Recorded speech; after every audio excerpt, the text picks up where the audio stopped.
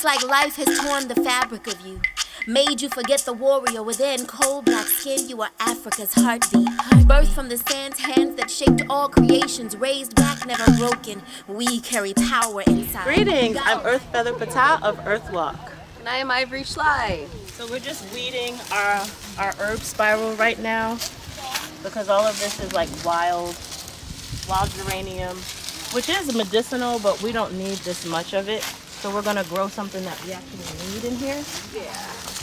So like with So-True seed, with all the herbs, this will be the herb spiral for this place. And we can take some hyssop and wormwood from Healing Springs from the land down there. Today we're weeding out our herb spiral, and we're going to be planting some amazing non-GMO seeds from So-True Seed and Healing Springs Pharmacy.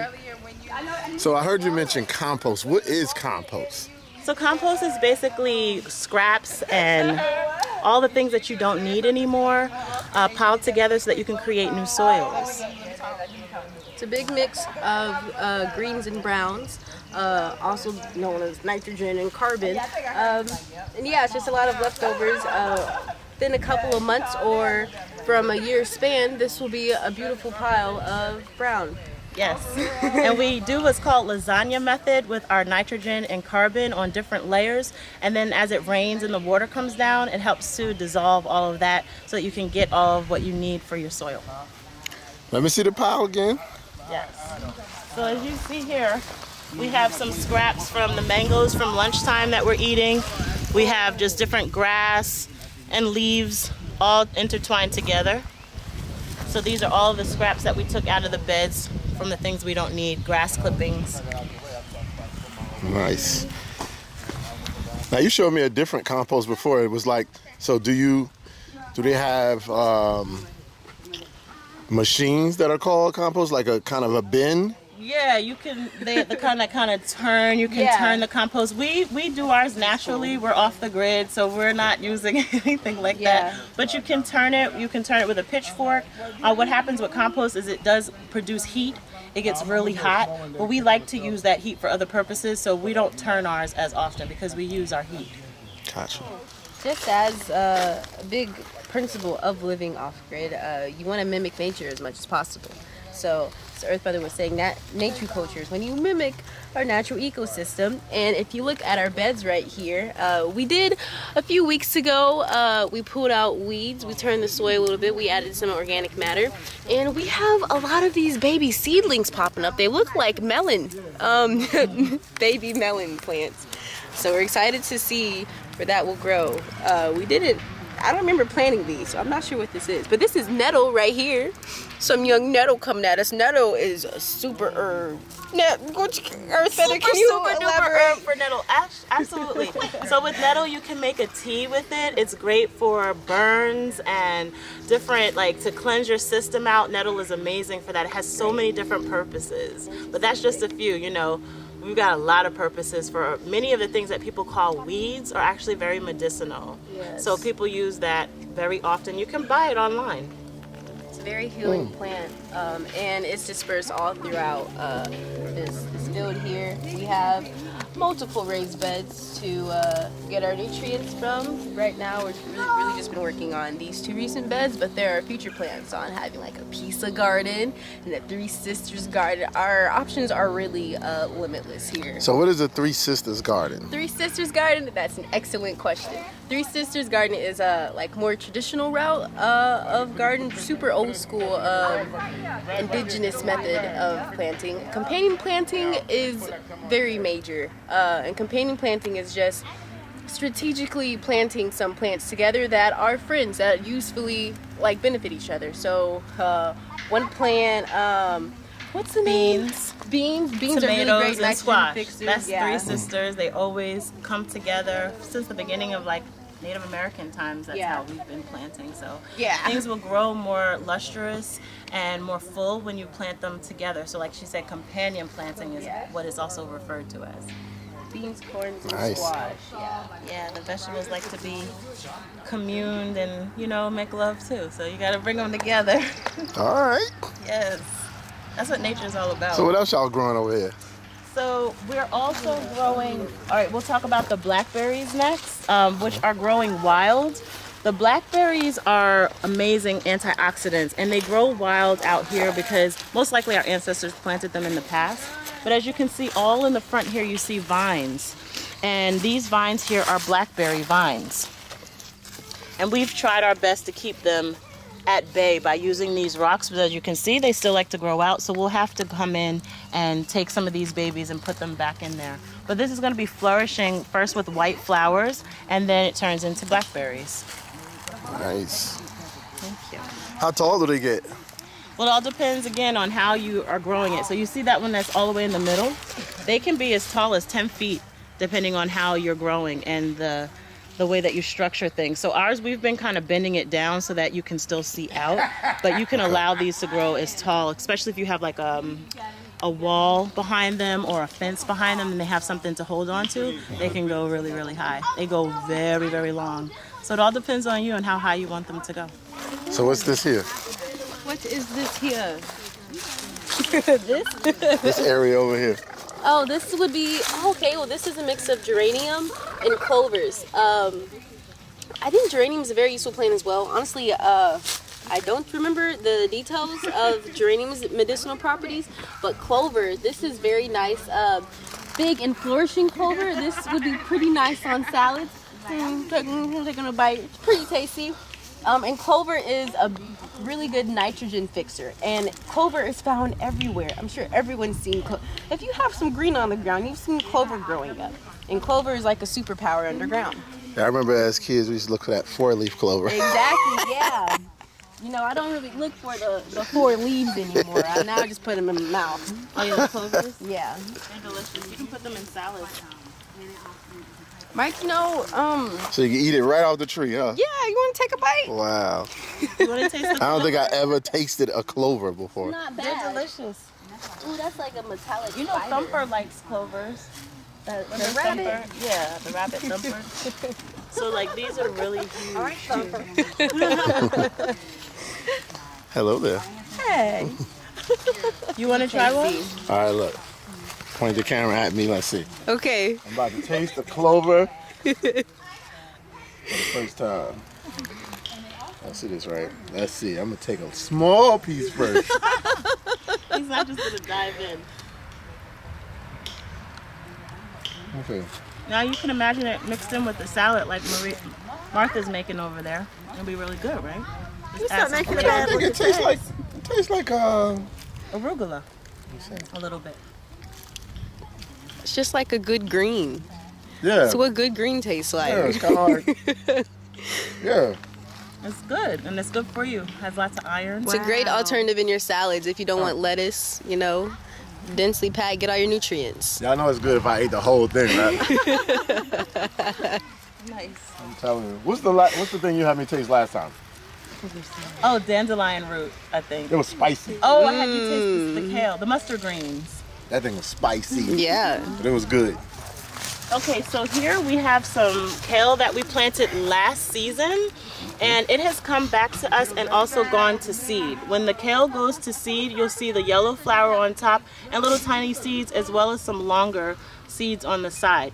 What happens naturally is that these seeds over time will fall off and then back into the ground, and then when that happens, you're able to grow more of the plant. So this kale is a curly kale from So True Seed, one of our sponsors, and it is absolutely delicious. Very Nice. Should I do that over because I like miss my mouth?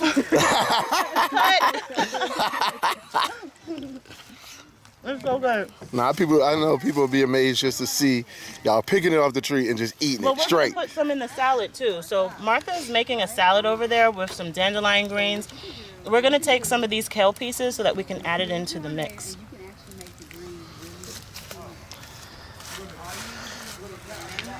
The stalk is also delicious as well. Do you eat kale stalks? I don't. I haven't tried it, but I'm not opposed to. Well, you know, everybody always adds kale to their collards too. Like when you're in Thanksgiving time, I always see people will buy kale and collard greens and mix them together. So when you're buying it in the store, it's already in the bunch like this. You don't know. All this work has gone into picking your kale. I'm going to talk to you about some raw Brussels food. sprouts and kale and cauliflower. These are really good as like winter plants as well. They're very tolerant to cold. I said, if somebody was just starting to grow, should they buy soil or should they just put seeds in the earth? It all depends. If you're a brand new gardener, I would suggest starting small. Do something easy, like in your kitchen, something that's easy, like celery can regrow, or basil.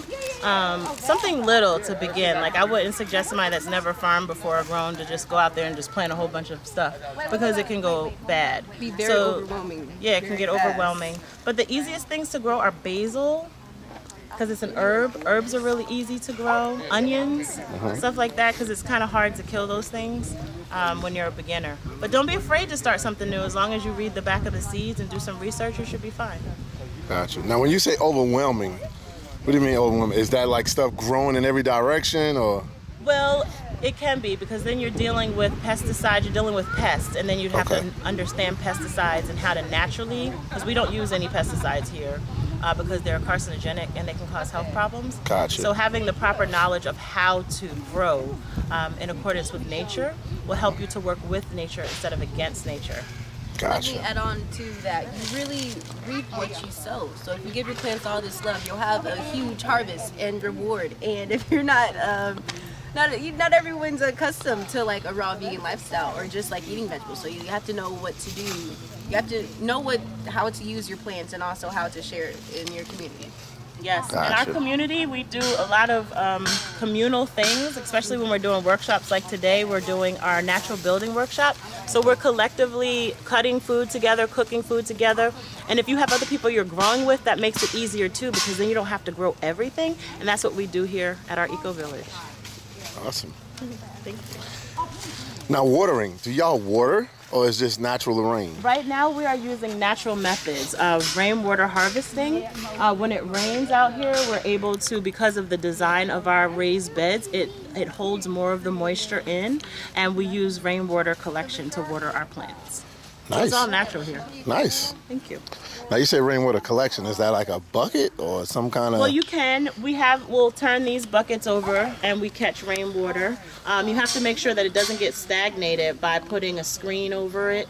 Then that way bugs and all kind of stuff don't get into the water. Gotcha. So we didn't use that one because it wasn't screened. So we're cleaning these out so that we can collect some fresh rainwater, so that we'll have something for when we start planting our new crops. Gotcha.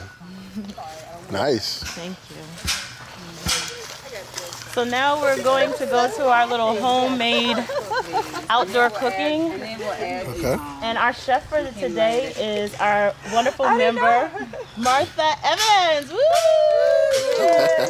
Chef Martha, tell us what you're doing. So basically, I already chopped up some tomatoes and some dandelion greens and some red peppers, yellow peppers. So, and I put a little lemon juice and salt to break it down, and I'll massage it a little bit later to make them more tender. I'm going to add some of the garden-grown kale, like a curly leaf variety. So that's really good stuff. That's really good. And then I'm just chopping up some potatoes, the red skin varieties, those the regular ones, and we're just going to kind of water, saute, fry them, if you will, wok them real good, and put a little Himalayan in there, and then I'm gonna add some zucchini and some tomatoes. Nice. So we got all the nightshade going on over here.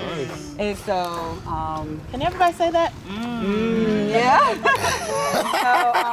So we're using everything, because some of the more wilted zucchini, you don't throw that out. Don't throw that stuff out. I mean, you can just cook it. You know, you break it down. Is there a leaf on here? You know, it's perfect. Why is it shaped like a leaf? And you know, we want to throw out For the veggies feather. and stuff. It's like no. I'm Earth Feather. And No that's waste, no Mr. and waste. Mrs. Earth Feather's knife. Yeah, isn't that nice? Yeah. And so my daughter first started cutting these, and I just cut them a little thinner so that I didn't want to put those in. Well, there God yet, bless but the that's all right. hands. That's all right.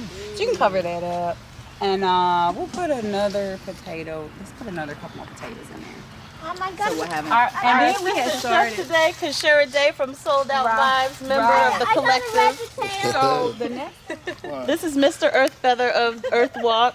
in the collective. He does all of the heavy lifting, all of these cinder blocks and everything that we use here at the garden. He's our muscle, and he helps keep things protected and maintained here. So hello to Mr. Earth Feather. What's up? Nice to meet everybody. All right. I want to put these on here, but I don't Yes, want he did our fire pit over here for us, got us some fire started. It was really cold when we first got here today. Oh, wow. And this is built from some cob. This area is called Stony Hill Circle. So that's why we are very apt about using circles here in the stones, because they're so readily available. Nice. So instead of working against nature, we've just incorporated them into our designs. So that's how this all came about, very organically. What you do? Oh, my name is Kim. I came from Danville, Virginia to be part of this today. It is so exciting. The people are so loving. And Sweet potatoes. You can get a wow, couple sweet potatoes. if life was just like this all the time. Nice. Nice. All right, so I promised to talk about a few different herbs today. We already talked about blackberries. Now these are the other three that we're going to touch on. We're going to talk about oregano, basil, and cilantro. And these three herbs are going to be planted into our herb spiral. So the oregano is great antiseptic. And you can make your own oregano oil. You can, put this on your pizza, put it in your pastas. This is great for pastas and tomato sauce. Then we got basil here. Basil is just awesome plant. Another seasoning. I put this on pizza. It's delicious. And it's also an antiseptic and a cleanser. And then we're having some cilantro.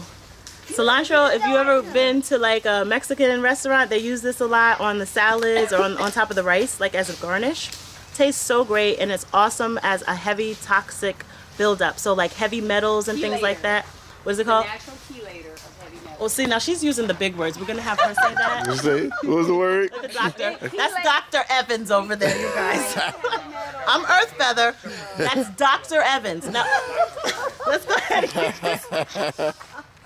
So eating cilantro will actually chelate heavy metals from your system, which means it'll draw them out of your bloodstream, because we all have, unfortunately, heavy metals that are just, we're being bathed in, unfortunately, from chemtrails and whatever else we've been exposed to, and cilantro helps to pull some of that out. So it's really cool. It's a natural chelator. Nice. So we got a new word for today, you guys. Chelator. Yeah. Nice. And we'll make sure we put that, like in the video. Big words from a little lady. So you got your 4 for today. We're all about foundation. Today we're working on our foundation, and that number 4, that building block for foundation. We hope that you tune in next time to EARTHWALK. This is all that we were. So what now? Queens, take your place. Don't allow the pictures and media images to define you. Call up on the rain and let it speak to you again. Listen to the wind. Allow your place to be taken again. Sisters, you are greatness created to cover the heart.